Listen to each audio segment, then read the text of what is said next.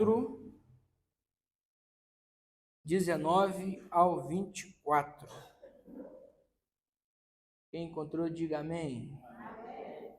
Está escrito assim: Disse-lhe a mulher: Senhor, vejo que és profeta. Nossos pais adoraram neste monte, e vós dizeis que é em Jerusalém o lugar onde se deve adorar. Disse-lhe Jesus: Mulher, crê-me, que a hora vem e em que nem neste monte, nem em Jerusalém adorareis o Pai. Vós adorais o que não sabeis. Nós adoramos o que sabemos, porque a salvação vem dos judeus. Mas a hora vem, e agora é, em que os verdadeiros adoradores adorarão o Pai em espírito e em verdade, porque o Pai procura a tais que assim o adorem. Deus é espírito, e importa que os que o adorem em espírito e em verdade. Amém. Pode sentar. Jesus saiu no capítulo 4.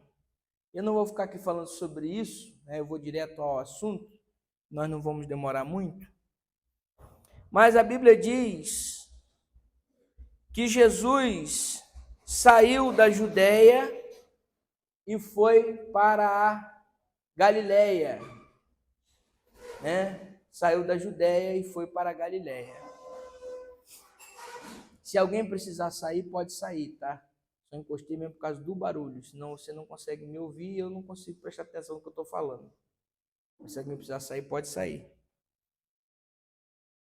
Jesus saiu da Judéia e foi outra vez para a Galiléia, ou seja, saiu do sul e foi para o norte.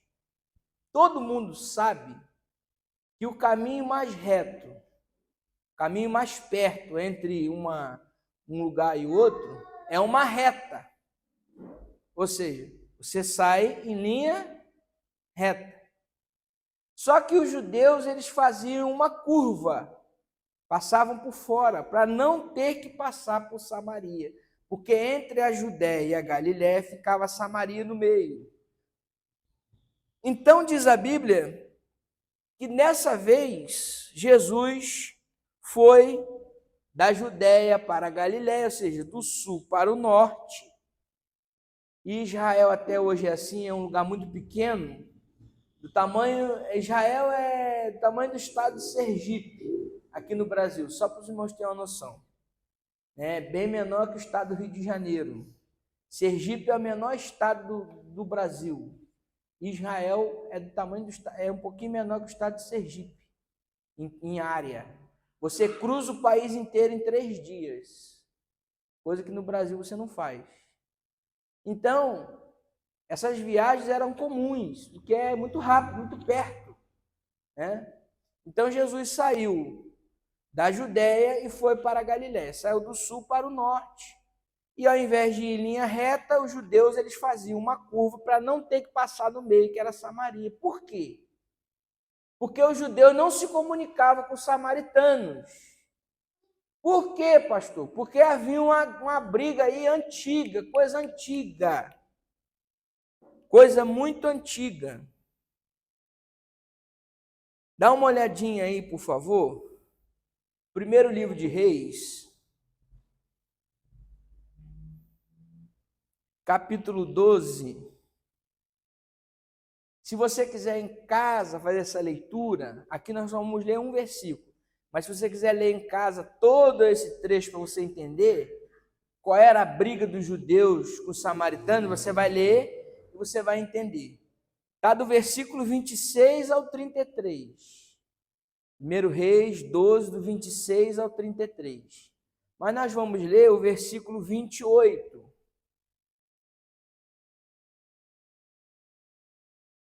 Versículo 28. Quem achar pode ficar de pé e ler bem forte.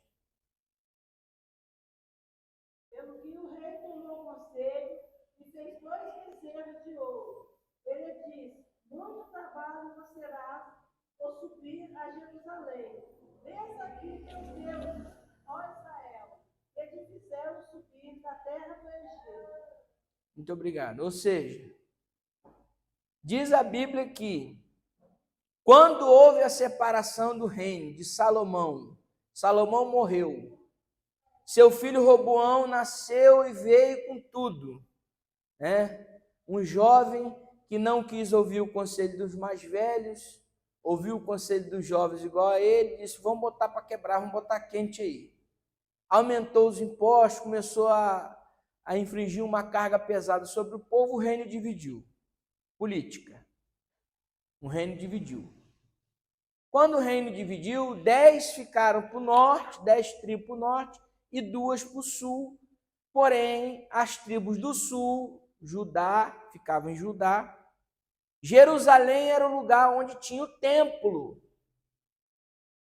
E aí é que está o grande problema aqui da briga dos judeus com os samaritanos.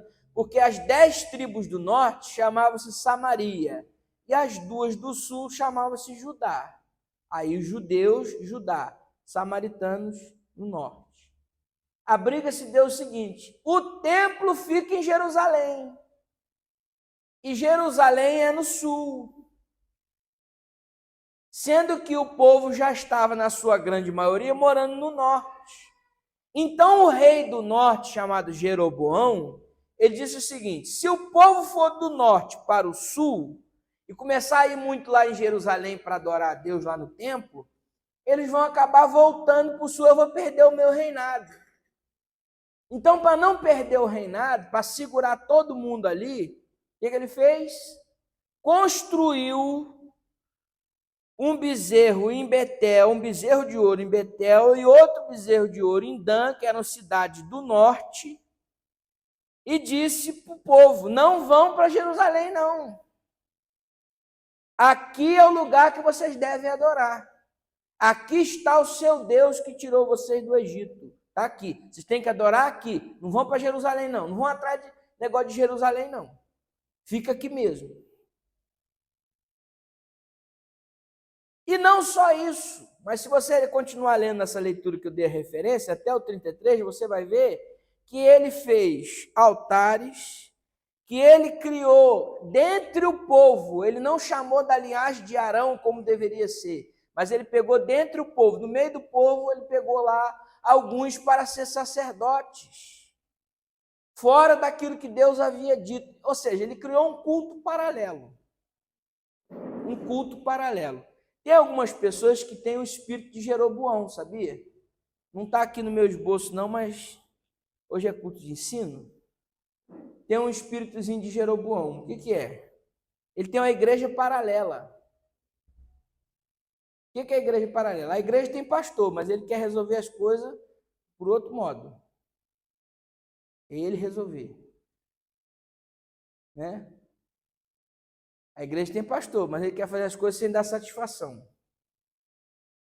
Então Jeroboão, ele criou um culto paralelo.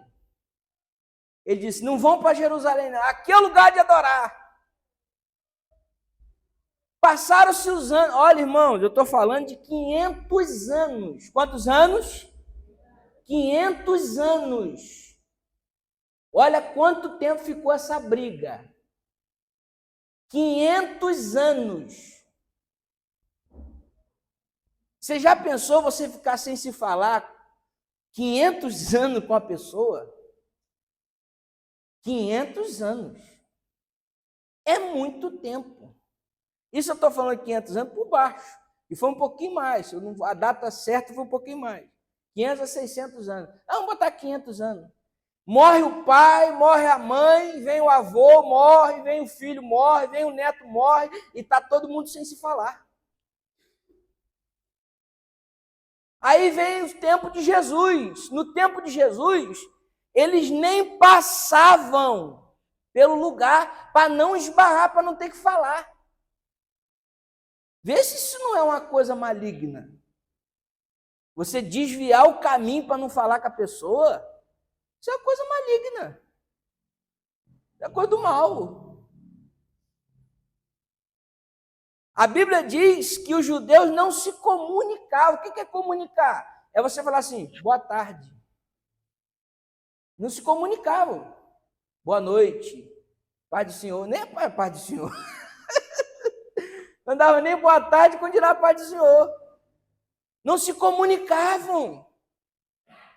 Mas a Bíblia diz que nesse dia, a Bíblia diz que foi necessário passar por Samaria.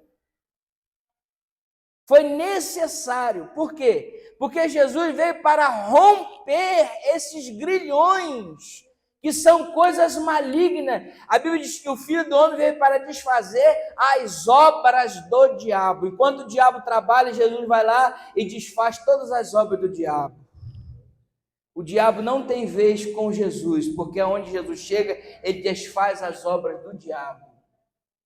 O diabo pode aprontar o que ele quiser, Jesus vem e desfaz todas as obras do diabo. Na tua vida, na minha casa, na tua casa, todas as obras do diabo, Jesus vai desfazendo em nome de Jesus nesta noite.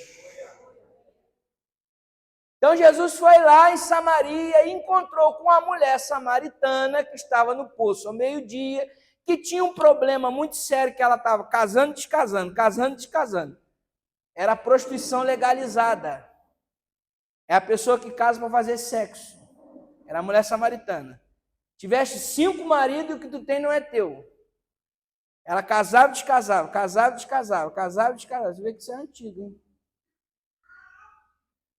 Aí Jesus encontrou com ela e foi conversando com ela, e ao decorrer da conversa, ela começa a perguntar para Jesus, fazer perguntas espirituais, porque ela vê que Jesus é um homem de Deus. Aí ela diz assim: nossos pais disseram que é neste monte que nós devemos adorar. Mas vocês, judeus, dizem que é em Jerusalém, ou seja, tem 500 anos que eu não sei qual é o lugar da adoração. Porque a adoração estava ligada ao lugar. A adoração estava intimamente ligada ao lugar. Ou seja, as pessoas estavam presas ao local. Aqui é o local de adorar, aqui não é o local de adorar. Deus está aqui, Deus não está aqui. Onde é que Deus está? Porque na cabeça das pessoas, Deus só estava presente no templo. Então, na cabeça deles, Deus só estava presente em um local de adoração e não estava presente para lugar nenhum. Então, por exemplo, por isso que o profeta Jonas, em determinado momento, Deus fala com ele assim: vai para Nínive. Ele pega um barco e vai para o lugar oposto. Se você ver no mapa, Nínive está para cá, Tarso está para cá. Ele vai para outro lugar. Porque na cabeça dele era possível fugir de Deus, se esconder de Deus.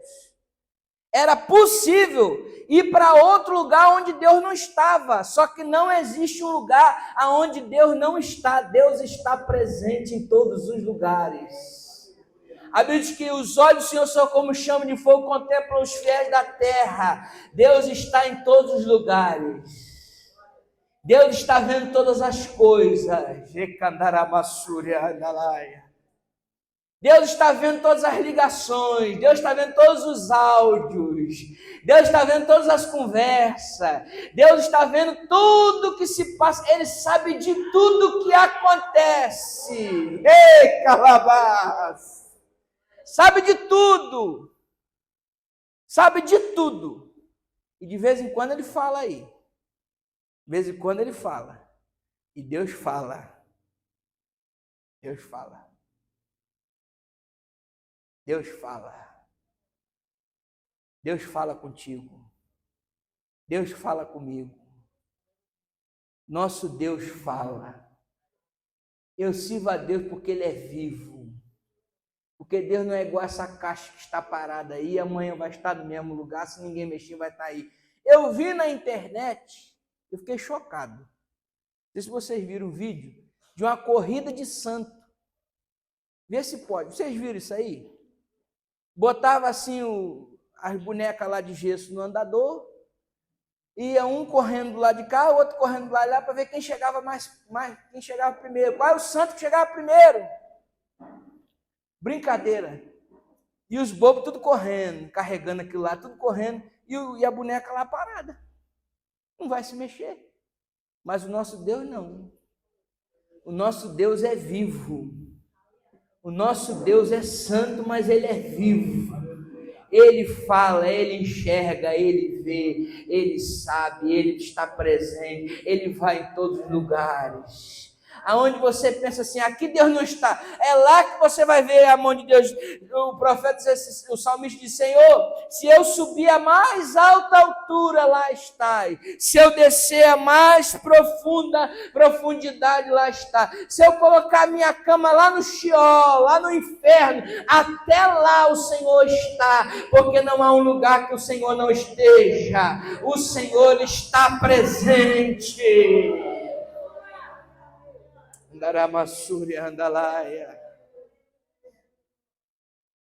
Bobo é aquele que pensa que esconde alguma coisa de Deus. Bobo é o ser humano. O ser humano é tão bobo, né? Nós somos muito bobos às vezes. A gente pensa que Deus não está vendo. Deus está vendo. Aí a mulher samaritana disse, aonde nós temos que adorar? Aí Jesus traz para ela um conceito, meus queridos irmãos, de que ela precisa se importar mais com a essência e não com o local. Veja só, o local é importante porque Jesus diz assim, a salvação vem dos judeus, o lugar de adorar é Jerusalém. Jesus dá razão ao judeu, ele quebra esse negócio de idolatria, diz, não, o lugar de adorar é Jerusalém. Quebrei. Só que tem um porém. A hora vem e chegou, é agora. Jesus está inaugurando uma nova era na esfera da adoração. Ele está dizendo assim, chegou e é agora. O que é? Que os verdadeiros adoradores, aqueles que realmente querem adorar, aqueles que realmente querem tocar o coração de Deus, aqueles que realmente querem aqui da terra falar e serem ouvidos lá no céu, os verdadeiros adoradores, adorarão o Pai, adorarão ao Pai, não em um local específico, mas em espírito e em verdade. Não é mais adorar em um local, mas é adorar em um estado de espírito. Jesus está dizendo, a essência é mais importante do que o local. E muitas vezes as pessoas ficam preocupadas com o local, né? Principalmente em festa, vem festa aí. Vou aproveitar e vou falar, vou ensinar vocês. A festa sempre é uma bênção, a festa vai ser uma bênção em nome de Jesus. Mas não importa o local. A gente vai ornamentar o local, vai fazer aqui, vai ter ornamentação. Mas não fica reparando nisso não, porque isso aí não é importante. Isso é bom, mas não é importante.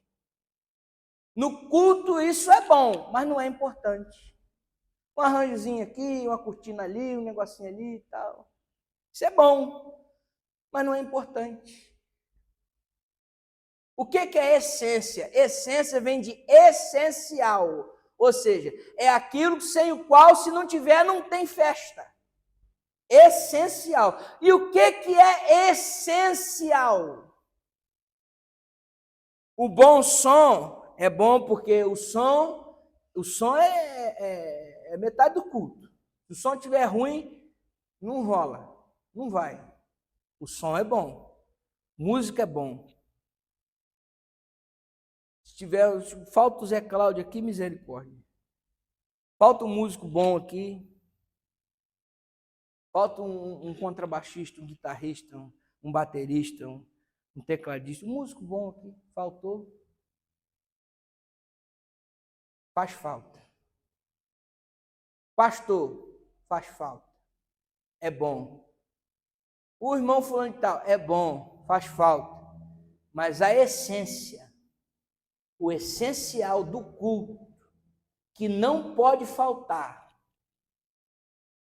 o que não pode faltar nesse culto, é uma coisa chamada presença de Deus. Isto aí não pode faltar, é essencial, porque sem Deus presente não tem culto. Sem Deus presente é reunião, é ajuntamento, é conversa, é roda, é tudo, mas não é culto, é bate-papo, é encontro, mas se não tem presença de Deus, não é culto. Culto só é culto se Deus está presente. E o que atrai a presença de Deus, irmão? A presença de Deus, ela é atraída quando o nosso coração está voltado para Ele, em espírito, ou seja, Deus é espírito. E importa que os verdadeiros adoradores o adorem em espírito, primeiro em espírito. Por quê? Se você vem para o culto, mas o seu coração não está no culto, você não vai sentir a presença de Deus. Se o seu coração está preocupado com a sua roupa, com o sapato, com a bolsa, se vai cantar assim ou se vai cantar assado, se vai acertar o tom ou vai errar o tom, se você está preocupado com a pasta do hino, sei lá, com a capa da Bíblia, eu não sei. Se você está preocupado com qualquer outra coisa que não seja agradar a Deus através do seu louvor, Deus não recebe o seu culto, porque importa, é necessário, é essencial que os verdadeiros adoradores adorem a Ele em espírito. Porque às vezes, você sabia que tem gente, né? Aqui a gente não teve esse problema, mas tem uma igreja aí, e o pastor está com dificuldade de virar as cadeiras, botar as cadeiras de frente. Porque tem umas irmãs que querem ficar de lado, para poder ver quem é que está chegando, quem é que está saindo da igreja, e qual a roupa que está chegando, que está saindo. Vocês acreditam nisso? Tem gente que é assim? Quer ficar no culto para prestar atenção na porta, quem está entrando, quem está saindo, como é que está entrando, como é que está saindo. Que culto é esse? Né? E não é longe daqui, não. E o pastor falou comigo, pastor, estou com dificuldade. Por quê? Porque as irmãs quer ficar prestando atenção em quem está entrando. Gente,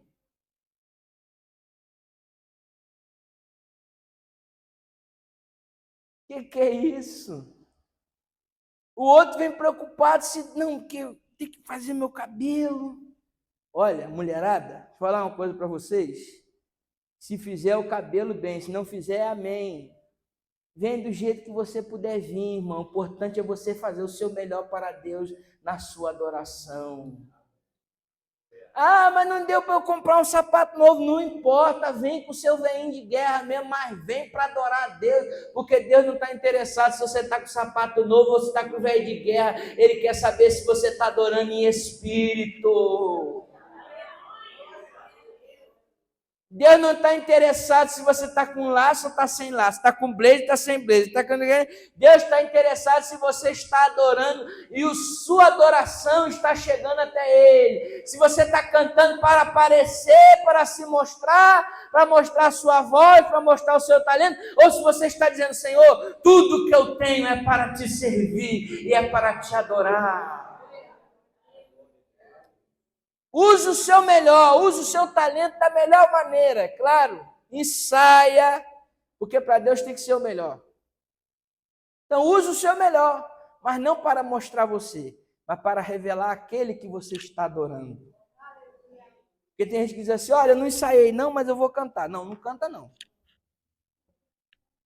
Olha, não li a Bíblia não. Teve uma pessoa que uma vez eu fui num culto aí, não vou dizer onde é não. Aí o camarada foi pregar. Aí ele disse, puxa, hoje vai vir uma boa palavra que eu estou com fome. Aí chegou lá, irmãos, olha, hoje eu nem peguei na Bíblia, o dia todo, nem li a Bíblia, essa semana foi correria. Tudo bem, eu sei que tem semana que é correria, mas o camarada passar uma semana sem nem pegar na Bíblia? Jesus! Ainda falar isso no púlpito? Misericórdia! Ainda dizer assim, eu não li a Bíblia não, mas eu vou pregar. Imagina que saiu só abobrinha. Porque se você pode ler todo dia o Salmo 23. Se você ler todo dia o Salmo 23, pode ser o Salmo, se você ler todo dia Deus vai falar com você, no Salmo 23. Porque a palavra de Deus é viva e eficaz.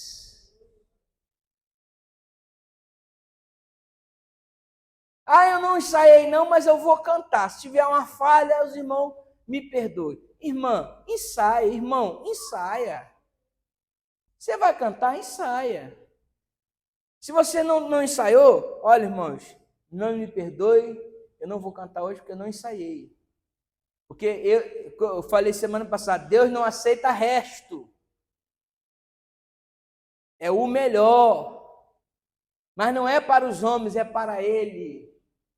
Então eu não fico preocupado quem é que vai vir, quem não vai vir, se vai reparar, se não vai. É um tal de ficar preocupado com conjunto A, conjunto B, se vai cantar bem, se não vai. E cantou melhor que nós, cantou pior que nós. Eu quero saber disso. Eu quero saber se o céu está aberto, se o Pai está dizendo assim, eu estou recebendo, não estou recebendo.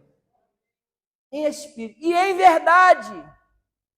O que é adorar em verdade? Em verdade é você adorar a Ele com todo o seu ser, sem nenhuma maquiagem.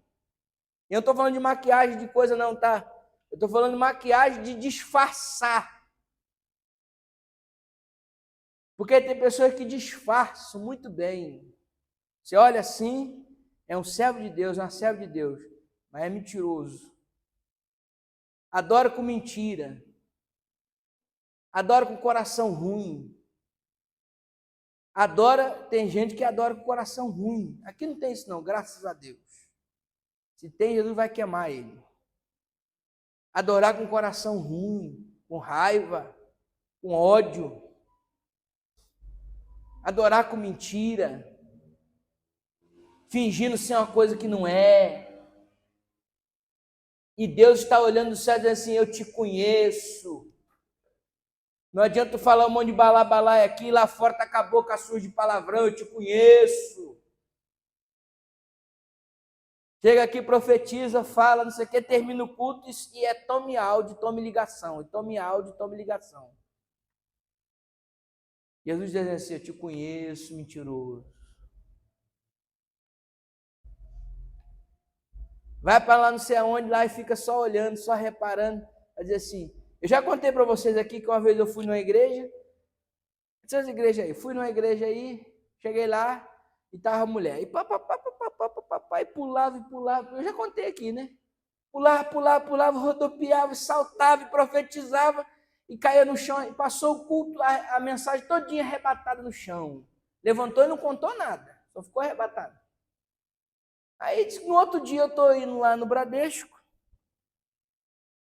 Estou indo lá no Bradesco, quem encontra? A irmã. Só que ela não me viu, que eu estava vindo de longe assim. E estou vendo ela com um bate de um cigarrão na mão assim, ó, fumando, fazendo aquele rodinho ainda, assim. Aí eu passei, olhei bem para a cara dela assim, ela olhou para minha cara, ainda deu umas baforadas de cigarro na minha cara. Porque o mentiroso, ele é sem vergonha. Ele não tem vergonha de dizer que é mentiroso, não. Ele não tem vergonha de ter 2 guarda-roupa, não. Um para vir para a igreja e um para andar na rua. Ele não tem vergonha de ser 2 caras, de fazer 2 personalidades, ser 2 pessoas. Não tem vergonha, não. Mentiroso é mentiroso. Diga, como é que vai lá, vê se o pastor vai falar alguma coisa. Quando terminar, tu me liga, manda um áudio. Envenenado. Mentira. Fingindo ser o que não é. Na igreja, eu sou um adorador. É nada.